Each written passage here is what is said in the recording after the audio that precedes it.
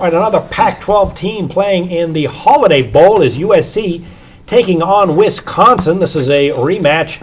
Well, going way back for old times, it was a memorable game back in 1963. I remember this game. Yeah, USC was up 42-14. Some guy named Ron Vanderkellen led a remarkable comeback. Was there a number on the game? Yeah, there was a number on the game. I can't recall what it was, but do you remember who the wide receiver was that he threw all those touchdown passes to? Steve Largent. No, I don't know. No, a guy named Pat Richter, who no one seems to remember, but Wisconsin. I recall. And Vanderkellen was actually a very good quarterback. He wasn't around long, but he wasn't that big. But you're right. The fourth quarter, they just kept coming. I think the 43-37 sound right as the final in that game. 42-37 or 42-37. I want to say Southern Cal was about a 6.5 or 7 point favorite, but don't hold me to that. What a backdoor cover that was. The backdoor cover, yeah. But they just couldn't cover him. They just couldn't. Pat Richter, yeah, look him. I think he played for the Redskins for a while. Pretty good receiver. So. Well, for this game, it's going to be closer to USC's home field. It'll be Qualcomm Stadium in San Diego. USC opened 3-point favorite, now up to 3.5, although we do see about 75% of the bets have been on USC, so that's where the early money is going. USC ranked number 25 in the country. On the other hand, they were supposed to be much better this season with Cody Kessler returning for his senior year. Had a very good year, 28 touchdowns and 6 picks, but he did have some weak moments. No denying the talent around him on offense. Trey Madden, Ron Jones, the freshman running back, had a lot of good targets to throw to. And the defense, well, it's not a terrific defense overall. They did have 37 sacks, which is top 10 in the nation. On the other hand, they finish up 98th in pass defense. They've been pretty good in bowls against the Big Ten, 9-3 against the spread, despite not covering back in 1963. And they are on a 5-2 spread run here in bowl games. So, Sean, when you look at this game, what do you think? Is Wisconsin going to need the return of Vanderkellen to hang with USC? Well, first of all, I've got Wisconsin rated as the 20. I use just to use the AP. I don't see Southern Cal ranked in the top 25 at all, and Wisconsin is ranked 23. So another situation where the lower ranked team actually is laying the points because mostly of where the site is. It's down in San Diego. And you're right, Southern Cal 3, sometimes 3.5, total 50.5. It is the Holiday Bowl in San Diego. In fact, it's Qualcomm Stadium where San Diego State plays. This is another really late game. This will go at 10:30 Eastern Standard Time. I wouldn't think there'd be any weather problems down there in San Diego. So, Jeff, which team shows up? The team who was played against Stanford and got hammered? Or the team that really stepped up against UCLA? I mean, to me, Southern Cal is a very difficult team to handicap here. 2 home losses to Stanford and to Washington really hurt Southern Cal's season nationally, even though they win the Pac-12. They win the Pac-12 South.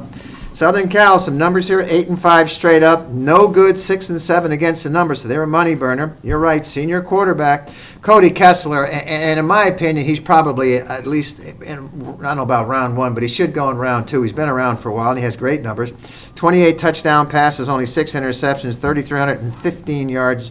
And Southern Cal's, they have very good running backs. Jones, a total of 940 yards on the season at 6.5 yards a carry. And Davis, 875 yards total at 5.6 yards a carry. So they have guys that can carry the mail. And another guy named running back Madden, who doesn't run very often, but he's 5.3 yards a carry. Southern Cal defense gives up about 26 points a game. And USC, however, the last 5 games, they only covered 1. So recent performance isn't good here. How about Wisconsin? 9-3 straight up, very good. Very average, 6-6 against the numbers, so the house gets the juice on that. Senior quarterback, don't have great numbers, and this guy can't run the ball at all. Senior quarterback, Joel Stave. Is that, okay. 10 touchdown passes, 11 interceptions, so they don't win with him. 2,470 yards. He's got 31 rushes on the year for minus 121 yards. Now you could do that. I can do that. I can actually top that. Running back, God, here we go again. How do you pronounce this guy's name? Ogunbowale. However you pronounce that name, only has 749 total yards for the year, 4.2 yards a carry. And Deal, the second guy, just a total of 495 yards. So we got a quarterback who can't throw the ball, not that well, and no running game. So how do they do it?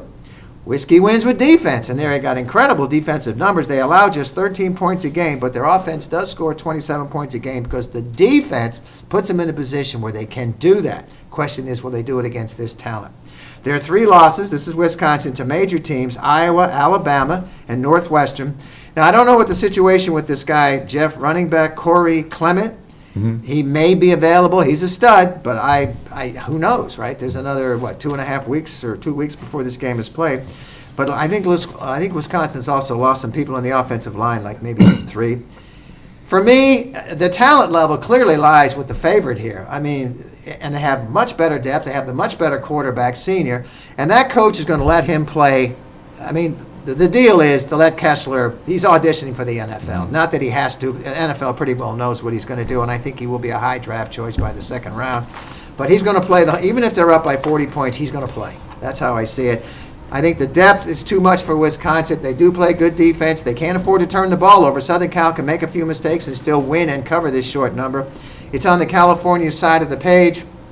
It's not a huge play for me, but I think Southern Cal laying the 3 is a reasonably cheap price. All right, those top 2 running backs you mentioned for Wisconsin average 4.2 and 4.3 yards per carry. What happens is they lost their star offensive lineman from last year's team, which was so good. So the offense has taken a step back. The defense, though, number 1 in the nation in points allowed, 13.1 points. That's how they do it. Per game. Yeah, and I haven't been covering many games this season, but this D has been terrific. So, Jeff, when you look at this game, where's the edge, the USC offense or the Wisconsin defense?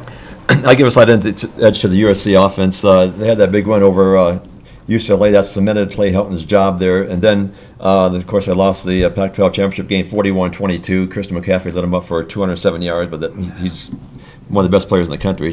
So it does show some vulnerability in the Trojan defense. Cody Kessler was 22 of 37 for 187 yards, 1 TD, and no interceptions in that game. After that loss to Stanford, Helton fired 3 defensive coaches and his offensive line coach. So we do have a lot of interim, whatever was left. But I had that.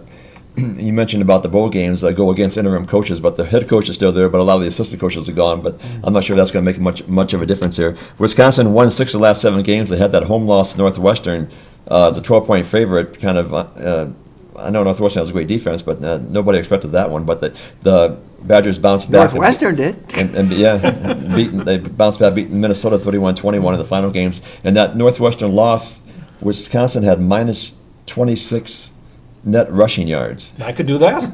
2 for 13 on third down conversion. So whatever's left of the coaching staff at USC, if they want to see how to call those guys Wisconsin, up, just watch film of that game. What did you do? Call those guys up. Yeah, say, hey, are you pissed off? Yeah. Tell us what you think we should do. Stave's. It seems like I mentioned John earlier. It seems like Stave's been there forever, but I think, he's Him and Case Keenum. 60.3% of his passes this year. He has 10 TDs, 11 interceptions.